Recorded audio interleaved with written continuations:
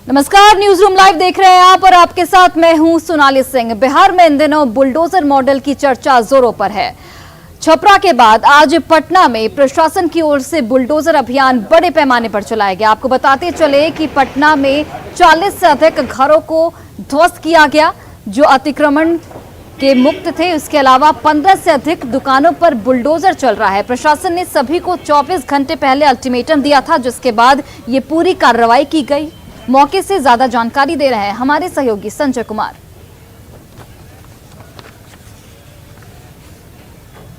बिहार में इन दिनों विभिन्न जिलों में बड़े पैमाने पर बुलडोजर अभियान चलाया जा रहा है और राजधानी पटना भी इससे अछूता नहीं है। राजधानी पटना की यह तस्वीर है और आज रविवार को एक बड़ी कार्रवाई बिहार विद्यापीठ कैंपस में चल रही है। तस्वीरों में देखिए, यहाँ पर दो बुलडोजर जो है वह अवैध रूप से बनाए गए मकानों को ढाहने में लगे हुए हैं और यह एक बड़ी कार्रवाई है चूंकि बिहार विद्यापीठ कैंपस में 40 से अधिक मकान हैं और तकरीबन 15 दुकान हैं जिनको ढाहा जाना है और 24 घंटे पहले इन्हें अल्टीमेटम भी दिया गया था। माइकिंग भी की गई थी पटना डिस्ट्रिक्ट एडमिनिस्ट्रेशन की तरफ से कि आप अपने अवैध चीज को छोड़ दें और यहाँ से निकल जाएं, लेकिन लोग जो है फिर भी यहाँ पर डटे हुए थे। शायद उन्हें कोई उम्मीद थी, लेकिन सरकार ने सख्त रवैया अख्तियार किया हुआ है। जैसा कि आपको पता होगा, राजस्व मंत्री ने कह दिया था कि बड़े पैमाने पर बुलडोजर अभियान चलाया जाएगा और इसमें कोई अप्रोच, कोई पैरवी नहीं सुनी जाएगी। और आखिरकार इसी कड़ी में राजधानी पटना में एक बड़ी कार्रवाई बिहार विद्यापीठ कैंपस में, जहां पर लंबे अरसे से लोग रह रहे थे अवैध तरीके से, उन्हें आज यहां पर हटाया जा रहा है। और काफी संख्या में law and order point of view से आप देख सकते हैं तस्वीरों में किस कदर पुलिस फोर्सेज का डिप्लॉयमेंट किया गया है। सैकड़ों की संख्या में पुलिसकर्मी उतारे गए हैं ताकि लॉ एंड ऑर्डर जो है वो अगर किसी तरीके से उसमें बाधा उत्पन्न हो तो जो असामाजिक तत्व हैं उनसे भी निपटा जाएगा। और तस्वीरों में आप देख सकते हैं इसे लेकर सियासत भी काफी उबाल पर है बिहार में। एक तरफ जहां विपक्षी दल, राष्ट्रीय जनता दल हो या कांग्रेस, इसको लेकर सरकार को घेरने में लगे हुए हैं, वहीं जो सत्तारूढ़ दल है उसे बता रहा है कि यह सुशासन की दिशा में एक और सार्थक पहल है और सुशासन को मजबूती देने के लिए ही यह कदम उठाया जा रहा है। तस्वीरों में देखिए, दूर दूर तक केवल पुलिस फोर्स जो है वो नजर आ रहा है और काफी संख्या में, सैकड़ों की संख्या में जो पुलिस फोर्स है उनका डिप्लॉयमेंट किया गया है। यहाँ पर बिहार सैन्य पुलिस के अलावा डीएपी और जो दूसरे पुलिसकर्मी हैं उनको उतारा गया है। और ये सभी मकान और दुकान देखिए आप तस्वीरों में, लोग अभी एक्टिव हुए हैं जब एडमिनिस्ट्रेशन एक्टिव हुआ है और अब दुकानों को हटाया जा रहा है। और हालांकि अल्टीमेटम दिया गया था, आप लोग को अल्टीमेटम दिया गया था ना, 12 बजे मिला है। 24 घंटे का अल्टीमेटम दिया गया था। तो कल 12 बजे मिला है। 24 घंटा में बताइए कि 50-55 बरस का दुकान है, वो खाली हो जाएगा? सामान कितना होगा? राते से सामान ढो रहे हैं, अभी तक लगे हुए हैं। क्या नाम है आपका? रामाकांत जी हैं, बता रहे हैं कि अल्टीमेटम तो दिया गया था और उसके बाद वो लगातार सामान हटाने में लगे हुए हैं। हालांकि अब कोई कुछ सुनने वाला नहीं है, क्योंकि आप अगर अवैध तरीके से रह रहे हैं, भले ही आप सालों से रह रहे हो, तो अब सरकार ने दृढ़ निश्चय कर लिया है, सख्त मन बना लिया है कि आपको हर हाल में यहाँ से जाना होगा। चूंकि अब अवैध अतिक्रमण बर्दाश्त करने के मूड में नहीं है सरकार और यही कारण है कि लगातार इन दिनों बिहार में इस तरह का अभियान चल रहा है। अतिक्रमण अगर आप करके अवैध तरीके से रह रहे हैं तो आपके खिलाफ ऐसे ही सख्त कार्रवाई की जाएगी। एक बड़ी कार्रवाई राजधानी पटना में तस्वीरों में दिख रही है कि जो बुलडोजर है उसका अभियान आज यहाँ पर चल रहा है और एक मैसेज देने की कोशिश कि बिहार में इसी तरीके से जो अतिक्रमणकारी हैं, जो अपराधी हैं, उनके खिलाफ अभियान चल कर रहेगा। कैमरा पर्सन दीपक के साथ संजय कुमार, न्यूज 18 पटना। और देखिए, ज्यादा जानकारी के साथ पटना से हमारे सहयोगी संजय कुमार इस वक्त घटना स्थल से लाइव जुड़े हुए हैं। संजय, देखिए, लगातार अतिक्रमणकारियों के खिलाफ पुलिस की ओर से अभियान चलाया जा रहा है, लगातार बुलडोजर अभियान भी यहां पर चलाया जा रहा है। वहां पर की स्थिति आप क्या कुछ देख पा रहे हैं? क्योंकि अभी हम तस्वीरों में भी देख रहे थे, उहापोह की स्थिति बनी हुई है, लोग क्या कुछ कह रहे हैं और प्रशासन किस तरीके से कार्रवाई कर रहा है? बिल्कुल, मैं मौके पर मौजूद है न्यूज 18 की टीम और तस्वीरों में देखिए आप सीधे यहाँ पर बुलडोजर की मदद से जो अवैध मकान है उनको ढाहने की प्रक्रिया लगातार जारी है। 40 के करीब मकान बताए जा रहे हैं और इनको कल अल्टीमेटम दिया गया था। माइकिंग की से यहाँ पर बताया भी गया था कि अगर आप अवैध तरीके से रह रहे हैं तो आप 24 घंटे के अंदर खाली कर दीजिए, लेकिन लोग जो हैं वह अभी यहाँ पर डटे हुए थे। शायद एक संभावना बच रही थी, उन्हें उम्मीद थी कि पहले की तरह ऐसा होगा, लेकिन स्ट्रॉन्ग विल पावर के साथ डिस्ट्रिक्ट एडमिनिस्ट्रेशन की टीम इस एक्शन में उतरी हुई और लगातार बुलडोजर की मदद से इस कैंपस में, बिहार विद्यापीठ कैंपस है और यहाँ पर कई जो बुलडोजर हैं उनको मंगाया गया है और उन बुलडोजर्स की मदद से इनको फिलहाल मकान को ढहा जा रहा है। और निश्चित तौर पर एक बड़ी कार्रवाई डिस्ट्रिक्ट एडमिनिस्ट्रेशन की तरफ से हाल के दिनों में राजधानी पटना में एक साथ 40 मकानों को ढहाने की प्रक्रिया जो है वो शुरू की गई है। तो निश्चित तौर पर एक बड़ा चैलेंज भी है एडमिनिस्ट्रेशन के लिए। हालांकि सैकड़ों की संख्या में पुलिस फोर्स का डिप्लॉयमेंट भी यहाँ पर किया गया है और फिलहाल जो है एक्शन में दिख रहा है एडमिनिस्ट्रेशन, तस्वीरों में यही नजर आ रहा है। और लोग जो है आनंद फानन में, अब एक तरफ तस्वीर ये भी देख रहे होंगे कि गाड़ियां मंगाई गई हैं, लोग जो है मकान के अंदर से जो मकान बनाए गए हैं जो सामान है उसको निकालने में लगे हुए हैं ताकि बुलडोजर उन तक ना पहुंच सके। एक मौका हालांकि देने की कोशिश कर रहा है प्रशासन कि जब तक बुलडोजर आपके घरों तक पहुंच रहा है आप अपने सामानों को निकाल लें। हालांकि 24 घंटे का जो मियाद है वो पूरा हो चुका है। तो निश्चित तौर पर जिस तरीके से लगातार रामसूरत राय जो सूबे के मंत्री हैं उन्होंने कहा था कि पूरे बिहार में एक सख्त अभियान चलाया जाएगा, उसकी परिणति अब दिख रही है। अब एडमिनिस्ट्रेशन हो या सरकार हो अब बकसने के मूड में नहीं है और लगातार इसी तरीके से राजधानी पटना समेत कई जिलों में आपने छपरा की तस्वीर देखी होगी कि किस तरीके से एक अपराधी के मकान को वहां पर ध्वस्त किया गया। इसी तरीके से जो अपराधी और अतिक्रमणकारी हैं वह रडार पर है एडमिनिस्ट्रेशन के और कार्रवाई की जद में है। जी संजय, चूंकि ये बड़ा आंकड़ा है, 40 से अधिक घरों पर बुलडोजर चलाया गया, 15 से अधिक दुकानों पर बुलडोजर चलाया गया, आपने वहां पर लोगों से बात की, लोगों के पास क्या कुछ वैकल्पिक व्यवस्था है वहां पर? देखिए, जहां तक वैकल्पिक व्यवस्था की बात है तो 24 घंटे अल्टीमेटम दिया गया था और ये पहले से मामला चल रहा था, उनको आगाह किया गया था। तो ऐसे में एडमिनिस्ट्रेशन का ये तर्क और ये दावा है कि लोगों को अपनी तरफ से वैकल्पिक अरेंजमेंट कर लिया जाना चाहिए। हालांकि जो लोग हैं वो आप देख रहे होंगे तस्वीरों में, कई गाड़ियां मंगाई गई हैं, पिकअप वैन की मदद से सामानों को यहाँ से हटाया जा रहा है। यानी लोगों ने कहीं ना कहीं वैकल्पिक इंतजाम भी कर लिए हैं और चप्पे चप्पे पर हर जगह जो बिहार विद्यापीठ कैंपस है वहां पर फिलहाल पुलिसकर्मी और अधिकारी नजर आ रहे हैं। दूर में देखिए कई जो महिला पुलिसकर्मी हैं वो वहां पर हैं और इसी तरीके से पूरा ये जो इलाका है बिहार विद्यापीठ कैंपस एक ऐतिहासिक कैंपस है और यहाँ पर फिलहाल दूर दूर तक केवल और केवल जो पुलिसकर्मी हैं वो नजर आ रहे हैं, प्रशासनिक अधिकारी नजर आ रहे हैं, मजिस्ट्रेट नजर आ रहे हैं, पटना के सदर एसडीओ नजर आ रहे हैं, इसके अलावा कार्यपालक दंडाधिकारी नजर आ रहे हैं, डीसीएलआर नजर आ रहे हैं और पूरी तरीके से छावनी में तब्दील है बिहार विद्यापीठ कैंपस। बहुत लोगों ने इंतजाम कर लिया है और वो यहाँ से धीरे धीरे एक एक कर यहाँ से हट रहे हैं। तो जहां तक वैकल्पिक व्यवस्था की बात है तो पहले से आगाह किया गया था, तो कहीं ना कहीं लोगों ने अपनी व्यवस्था कर ली। हालांकि उनकी यह दलील है कि कई लोग यहाँ 60 से 70 सालों तक रह रहे थे, उनके मकान बने हुए थे और 24 घंटे में अल्टीमेटम देकर उन्हें हटाना कहीं से भी उन्हें जस्टिफाई नहीं लग रहा है। लेकिन प्रशासन की अपनी दलील है और अपना सख्त रवैया है। प्रशासन का कहना है कि चूंकि ये अतिक्रमण है और अपराधी हो या अतिक्रमणकारी हो उनके खिलाफ इसी तरीके से एक्शन चलेगा क्योंकि सरकार ने दृढ़ निश्चय बना लिया है। जी चलिए संजय, बहुत बहुत धन्यवाद तमाम जानकारियों के लिए।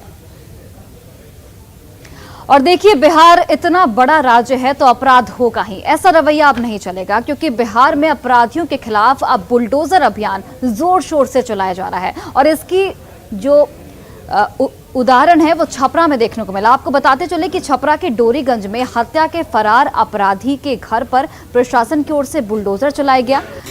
उस अपराधी को बार बार अल्टीमेटम दिया गया था कि वो थाने में आकर सरेंडर कर दे, लेकिन उसके बावजूद भी उस अपराधी ने नहीं सुनी। तो इसके खिलाफ प्रशासन की ओर से कार्रवाई की गई और प्रशासन उसके घर पर बुलडोजर चलाया। प्रशासन ने पुलिस को सोनू नाम के व्यक्ति की हत्या के 2 आरोपियों की तलाश कर रही थी। आरोपी पुलिस की चेतावनी के बाद भी थाने में सरेंडर नहीं कर रहे थे, जिसके बाद पुलिस ने यह कार्रवाई की है। आरोपियों के नाम विकास कुमार और जितेंद्र राय बताए जा रहे हैं। छपरा में बुलडोजर मॉडल के तहत हुई कार्रवाई के बारे में पुलिस मुख्यालय से ज्यादा जानकारी दे रहे हैं न्यूज़ 18 से हमारे सहयोगी संतोष गुप्ता। बिहार में बढ़ते अपराध के बीच क्राइम कंट्रोल का योगी मॉडल चर्चा में है। इसको लेकर के खासी राजनीति हो रही है, लेकिन अब कहीं ना कहीं ऐसा लग रहा है कि पुलिस योगी मॉडल को अपनाने लगी, क्योंकि छपरा में जो तस्वीरें सामने आई उसमें एक फरार अपराधी के घर कल पुलिस बुलडोजर लेकर पहुंची थी और बुलडोजर की तस्वीरें तेजी से वायरल होने लगी। तो कहीं ना कहीं जो हाल के दिनों में विपक्ष की नेता राबड़ी देवी ने मांग की थी कि योगी मॉडल की जरूरत है, डिप्टी सीएम तारकिशोर प्रसाद ने भी कहा था कि बिहार में आवश्यकता है और एक तरह से क्राइम लगातार बढ़ते जा रहा था। तो ये तस्वीरें कहीं ना कहीं बता रही है कि अब योगी मॉडल की तरफ बिहार जा रहा है। और ये तस्वीरें जो डोरीगंज थाना के दफ्तरपुर से गांव से सामने आई थी, सोनू नाम के युवक की हत्या हो गई थी, उसके भाई की फिर हत्या कर दी गई, दो हत्याओं का मामला सामने आया, लेकिन आरोपी पकड़े नहीं जा रहे थे। तब पुलिस विकास और जितेंद्र राय के घर बुलडोजर लेके पहुंची, उनके घरों को नोच करके दो बुलडोजर से एक तरह से तबाह कर दिया उस घर को। आप देख सकते हैं तस्वीरों में हम दिखा रहे हैं किस तरह से वीडियो में पुलिसकर्मी घर के अंदर जाकर चौखट केवाड़ी को नोच रहे हैं, बाहर बुलडोजर से उनके ग्रिल खिड़कियों को नोचा जा रहा है। तमाम लोग तमाशबीन बने हुए हैं। समाज में एक अच्छा मैसेज जा रहा है कि जो भी अपराधी अपराध करेंगे वो बच नहीं सकते हैं। तो इन तमाम बातों को लेकर के जो योगी मॉडल की जरूरत महसूस की जा रही थी, उसकी एक कहा जाएगा एक कड़ी शुरू हो चुकी है बिहार में। और छपरा से ये तस्वीरें जो सामने आई उससे कहीं ना कहीं एक स्पष्ट संदेश दिया जा रहा है कि अपराधी अपराध करके बच नहीं सकते, अगर बचेंगे तो उनके घरों को तोड़ दिया जाएगा। और हाल के दिनों में जिस तरह से मुख्यमंत्री ने भी बढ़ते अपराध को लेकर सख्त निर्देश दिया था, तो कहीं ना कहीं ये माना जा सकता है कि अब योगी मॉडल की तरफ बिहार बढ़ रहा है और अपराध नियंत्रण का योगी मॉडल बिहार में भी नजर आने लगा है। संतोष गुप्ता, न्यूज़ 18 छपरा। और छपरा में बुलडोजर चलाने के मामले में जेडीयू संसदीय बोर्ड के अध्यक्ष उपेंद्र कुशवाहा ने एक बड़ा बयान दिया है। उपेंद्र कुशवाहा ने कहा कि बिहार में योगी मॉडल नहीं बल्कि नीतीश मॉडल चल रहा है और नीतीश मॉडल के तहत अपराध बिल्कुल नियंत्रण में है, क्राइम कंट्रोल में है।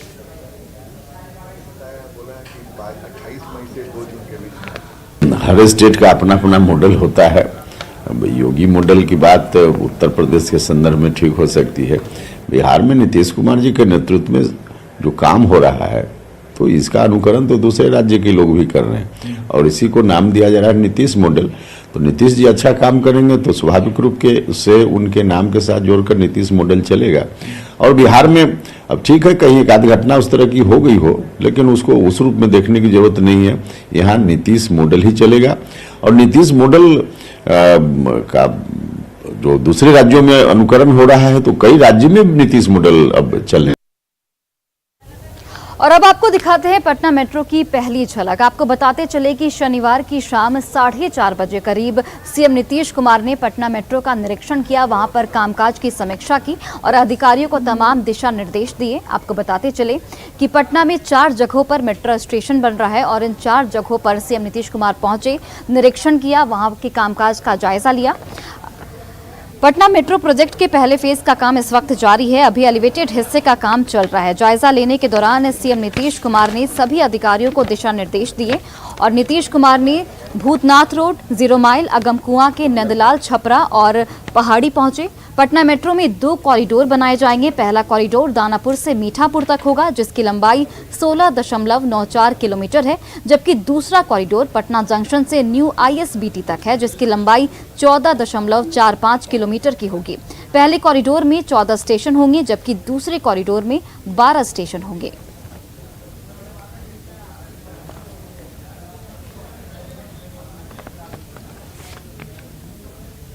और अभी आपने पटना मेट्रो की पहली झलक देखी। आपको बताते चले कि इस प्रोजेक्ट को पूरा करने के लिए 2024 का लक्ष्य निर्धारित किया गया है और सीएम नीतीश कुमार इस पर खास नजर बनाए हुए हैं। इस रिपोर्ट को देखिए।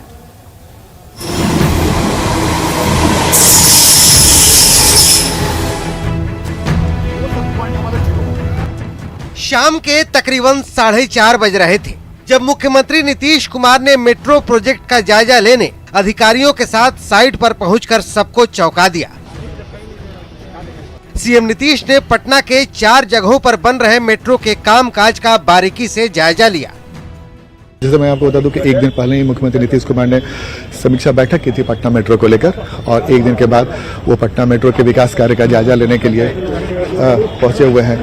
इस वक्त हम आपको तस्वीर दिखा रहे हैं।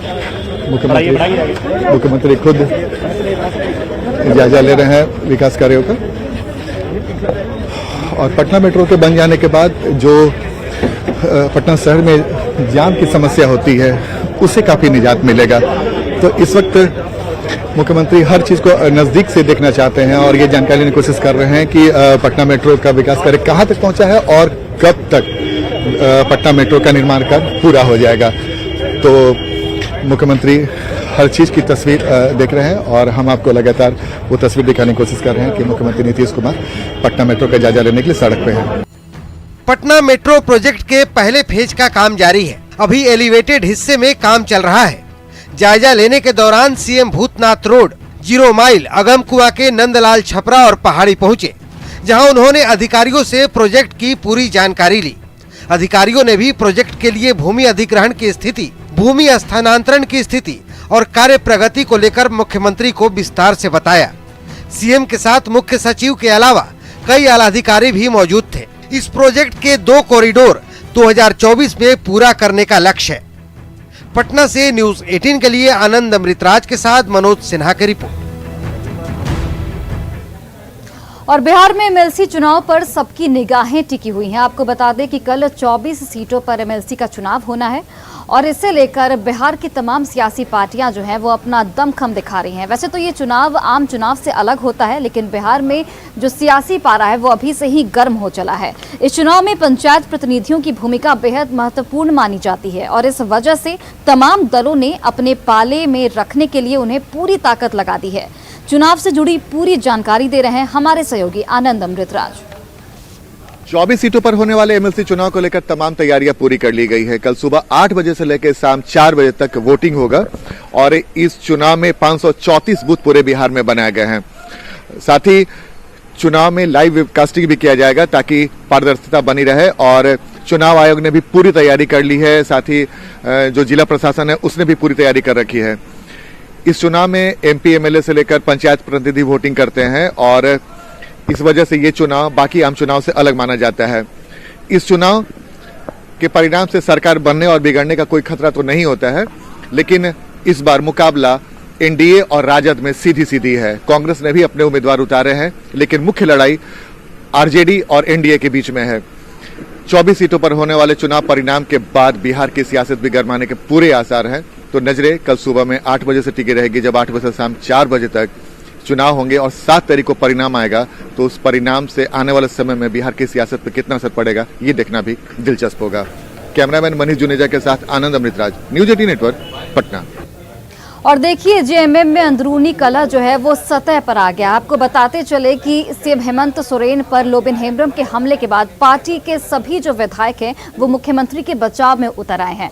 पार्टी के ही एक विधायक स्टीफन मरांडी ने आज प्रेस कॉन्फ्रेंस किया और लोबिन हेम्ब्रम पर जमकर निशाना साधा। उन्होंने लोबिन हेम्ब्रम को इमैच्योर बताया और ये भी कहा कि बीजेपी के तमाम नेता लोबिन हेम्ब्रम को भड़काने का काम कर रहे हैं। स्टीफन ने इशारों में सीता सोरेन पर भी यहाँ पर हमला बोला है और बड़ी बातें कही हैं कि वो शराबबंदी की वकालत करते भी यहाँ पर नजर आए। में भाषण में बोला हो कि हमको आसन से नहीं बोलने दिया, तो ये सब इमेच्योर दिमाग क्या पैदाइश है खतियानी का। इसका मतलब समझ में नहीं आ रहा है कि उसका खतियानी का मतलब क्या है। खतियानी गुरुजी भी बोलते थे, लेकिन खतियानी किस तरह से किया जाएगा ये सबसे बड़ी बात है। खतियानी एक जगह नहीं हुआ है, केवल 1932 में नहीं हुआ, 2005 तक हुआ। वो कहीं न कहीं से मतलब उसको किया जा रहा है, उकसावा दिया जा रहा है, उसको उकसा रहा है। कौन अरे उठाएगा हम लोग का खिलाफ का पटेल बीजेपी क्या कर रहा है। नहीं, शराबबंदी तो निश्चित रूप से गुरुजी कर रहा है और शराबबंदी निश्चित रूप से तरीके से होना चाहिए। उसी के लिए फूलोजनो जो योजना चलाया है, कैसे वहाँ पर गई, कैसे पहुँची वहाँ, कौन काम से गई। और भी तो बहुत हमारे संथालपन्ना में भी तो माइनिंग हो रहा है बहुत, वहाँ भी तो आवाज़ नहीं उठाई मुआवजा वगैरह का जो हम लोग उठाते रहे हैं। पेनम वगैरह था, पेनम में अभी जो VGR वगैरह काम कर रहा है, घर बांट रहा है, सब कुछ कर रहा है, कार्यकलाप चल रहा है। इस ढंग का कार्यकलाप में कहाँ तक इन लोगों को एडजस्ट किया जा सकेगा ये तो कहना बड़ा मुश्किल। और देखिए जेएमएम की अंदरूनी कलह लगातार जारी है, लेकिन इसका ठीकरा जेएमएम ने बीजेपी पर फोड़ने की कोशिश की है। वहीं पर बीजेपी ने इस पूरे मामले को लेकर पलटवार करते हुए कहा है कि जेएमएम से अपने विधायक और अपने मंत्री नहीं संभल रहे हैं और इसीलिए जेएमएम जो है वो बीजेपी पर निशाना साध रही है। आपको बताते चले कि बीजेपी के विधायक के एक शराबबंदी वाले बयान पर जेएमएम के एक विधायक के शराबबंदी वाले बयान पर बीजेपी ने निशाना साधा है। मुक्ति मोर्चा से अपने विधायक नहीं संभालते हैं, अपने सहयोगी गठबंधन के विधायक और यहाँ तक कि मंत्री भी नहीं संभालते हैं, तो वो इस तरीके का भारतीय जनता पार्टी पर शुरू से आरोप लगाती रही है। और सरकार गिराने की बात तो बहुत पुरानी हो गई, अब तो लोग भी ऐसी बातों पर विश्वास नहीं करते। कभी जिस तरीके से पाकिस्तान के हुक्मरान कश्मीर का नाम हमेशा लेते हैं जब भी वो प्रॉब्लम में फंसते हैं, हमारे यहाँ की हेमंत सरकार जब भी प्रॉब्लम में फंसती है तो वो सरकार को अस्थिर करने का भाजपा पे आरोप लगाती है। शराब को लगातार बेचने के लिए जो टारगेट है उसको बढ़ा रहे हैं। सरकार का तो सिर्फ मोटो है कि जनता को ज्यादा से ज्यादा शराब पिलाकर रेवेन्यू वसूलना है। और छपरा के एकमा प्रखंड के परसा पूर्वी पंचायत में चोरों ने नल जल योजना के तहत लगाए गए मोटर पंप की चोरी कर ली और इसकी वजह से वार्ड संख्या 1 के दर्जनों घरों में इस वक्त पानी की किल्लत हो गई है। आप समझिए कि गर्मी के मौसम में इस तरीके से पानी के लिए लोगों को तरसना पड़ रहा है, जो अपने आप में एक बड़ी बात हो जाती है। गर्मी के दिनों में लोगों को पानी के लिए परेशानी का इस वक्त सामना करना पड़ रहा है। पानी की समस्या होने से लोगों में काफी आक्रोश है। लोगों ने घटना की जानकारी स्थानीय पुलिस को दी है। हालांकि पुलिस चोरों को अभी तक गिरफ्तार नहीं कर पाई है। हो रहा है, हम पहले भी बताए थे, बीते एक सप्ताह पहले 26 तारीख को वार्ड नंबर 3 का भी समरसेबुल चोरी हो गया है और आज फिर वार्ड नंबर 1 का भी समरसेबुल चोरी हो गया है। इस बढ़ती घटना को हम देखते हुए थाना प्रभारी से अविलंब इस पर कार्रवाई की मांग करते हैं, क्योंकि चोर की सक्रियता हमारे पंचायत में बहुत ज्यादा ही बढ़ गई है। और प्रदूषित पानी कितना खतरनाक हो सकता है, इसकी बानगी हम आपको दिखा रहे हैं रोहतास जिले में, जहां पर रोहतास जिले में फ्लोराइड युक्त पानी पीने से लोग एक दो नहीं बल्कि कई लोग दिव्यांग हो चुके हैं। जो पहले एकदम तंदुरुस्त थे वे चलने फिरने में एकदम असमर्थ हो गए हैं। फ्लोराइड युक्त गंदे पानी ने गांव के लोगों की जिंदगी को नरक बना दिया है। गांव के अधिकतर लोग समय से पहले बूढ़े हो जा रहे हैं तो नवजात बच्चों का शारीरिक विकास नहीं हो पा रहा। गांव के लोगों को गंदे पानी से निजात दिलाने के लिए सरकार ने पानी को साफ करने के लिए वाटर ट्रीटमेंट प्लांट की स्थापना की है, लेकिन रखरखाव के अभाव में प्लांट का उपयोग नहीं हो पा रहा है। गांव के लोगों ने कई बार गंदे पानी से निजात दिलाने के लिए प्रशासनिक अधिकारियों से गुहार लगाई, लेकिन अधिकारी इस गांव के समस्या से अभी भी अनजान बने हुए हैं। फिरने में दिक्कत हो गया और बैठने उठने में भी हमारे बहुत दिक्कत हो गया। पहले क्या था? पहले फुटबॉल भी खेलते थे, लेकिन अब ऐसा हुआ कि मैंने कि अपना क्रियाक्रम लायक नहीं है। तरह तरह की बीमारी फैलता है। हाँ, पानी अच्छा नहीं खे। हड्डी के भी समस्या है, हड्डी रोग के। हाँ, अब आदमी के पानी के चलते हड्डियों कमजोर होता है, आदमी के पैखाने होके लगता है, सब चीज के तो दिक्कत होता है ना आदमी के। और फिलहाल इस बुलेटिन में बस इतना ही। आप देखते रहिए न्यूज़ 18 बिहार झारखंड।